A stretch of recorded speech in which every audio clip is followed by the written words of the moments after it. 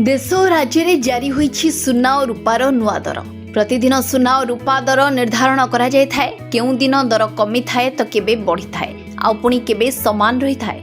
सुना किनिबा को जाउथिले नजर पकांतु आज ओडिशा समेत देशर प्रमुख सहर मानकरे केते रहिछि सुना दर।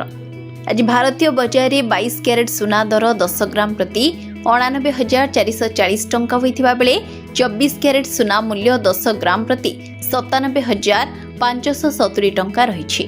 गतकाली अर्थात मंगलवार अपेक्षा बुधवार दर ह्रास पाई। ओडिशार राजधानी भुवनेश्वर 22 कैरेट सुना दर सामान्य ह्रास पाई।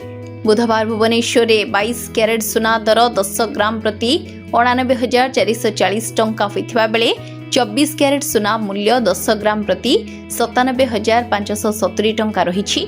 सेभली राजधानी दिल्ली रे सुना दर कमिथिबा देखिबाकु मिलिछि। 10 ग्राम सुना दर यथाक्रमे 89,590 टंका और 97,720 टंका रही। दक्षिण भारतर प्रमुख सहर चेन्नई रे 22 कैरेट और 24 कैरेट सुना मूल्य परिवर्तन होइछि। 22 कैरेट 89,440 टंका होइथिबा बेले 24 कैरेट सुना मूल्य 10 ग्राम प्रति 97,570 टंका थिबा रेकर्ड होइछि। दक्षिण भारतर प्रमुख सहर चेन्नई रे 22 कैरेट और 24 कैरेट सुना मूल्य परिवर्तन होइछि। 22 कैरेट 89,440 टंका होइथिबा बेले 24 कैरेट सुना मूल्य 10 ग्राम प्रति 97,570 टंका थिबा रेकर्ड होइछि।